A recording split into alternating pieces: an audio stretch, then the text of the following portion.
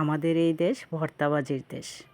ভর্তা পছন্দ করে না এমন লোকজন কমই আছে।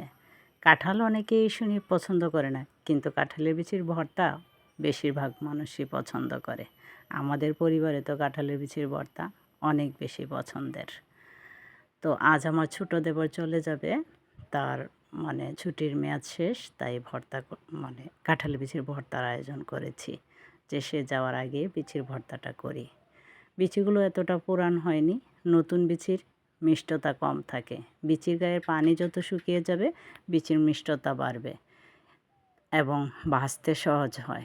তবু কিছু করার নেই, বিচিগুলো ভাজার সাথে সাথে কিন্তু কিছু রসুনও ভেজে নিয়েছি, সেগুলো ভর্তাতে দেব। শুকনো মরিচও টেলে নিয়েছি, সেগুলো প্রথমে গুঁড়ো করে নিচ্ছি।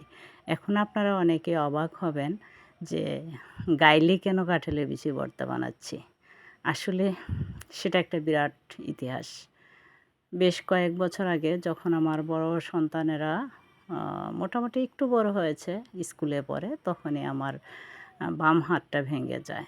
কবজির উপরের দিকে ভেঙে যাওয়ার কারণে পাটাতে কোনো কিছু বেটে করার সময় আমার অনেকটা কষ্ট হয়। সেই জন্য আমি পাটার বাটাবাটি কাজগুলো অ্যাভয়েড করি। তো যতগুলো ভর্তাই বানাই, বেশিরভাগ সময় দেখবেন আমি ব্লেন্ডারে করে নেই। যদি কাউকে পাই তাহলে বাটিয়ে নিই, আর মাঝে মধ্যে আমি বাটি না যে একেবারে তা না, তবে একটু কষ্ট হয় বলে সেটা করি না। আর যেহেতু কাঁঠালের বিচি অনেকগুলো, সেগুলো কিন্তু বাটতে অনেক সময় লাগবে। যারা কাঁঠালের বিচি বেটে ভর্তা করেন তারা জানেন অনেকটা সময় নিয়েই ভর্তা করতে হয়।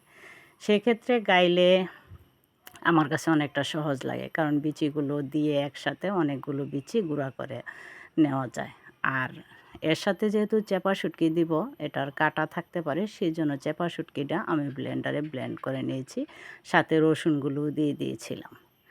তারপর বিচিগুলো ভালো করে গুঁড়া করে শুকনো মরিচ গুঁড়া করে, শুকনো মরিচটাও কিন্তু আমি একটু হালকা ভেজে নিয়েছি। অনেকে আবার এই ভর্তাটা কাঁচা মরিচ দিয়ে খেতে পছন্দ করে, আমার ছোটো মেয়ের তা পছন্দ না, তাই শুকনো মরিচ দিয়ে করি। শুকনো মরিচ দিয়ে করলে আমারও ভালো লাগে।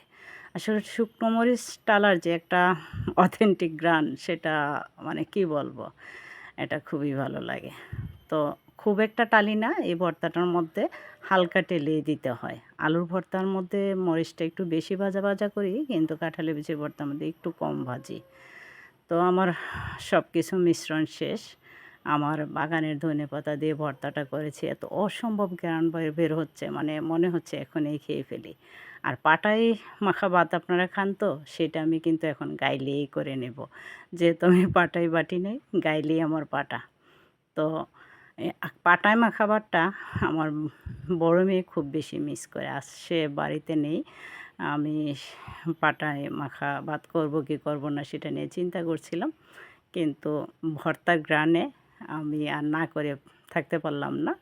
আমি কিন্তু এখান থেকে ২ নলা, ২ জরা বলি আমরা এটাকে, জরা ভাত খেয়ে নিয়েছি। এত ভালো লেগেছে, আর বাকি অংশটা আমার বরকে দিয়েছি। এই যে হলো আমার আজকের এই ভর্তা।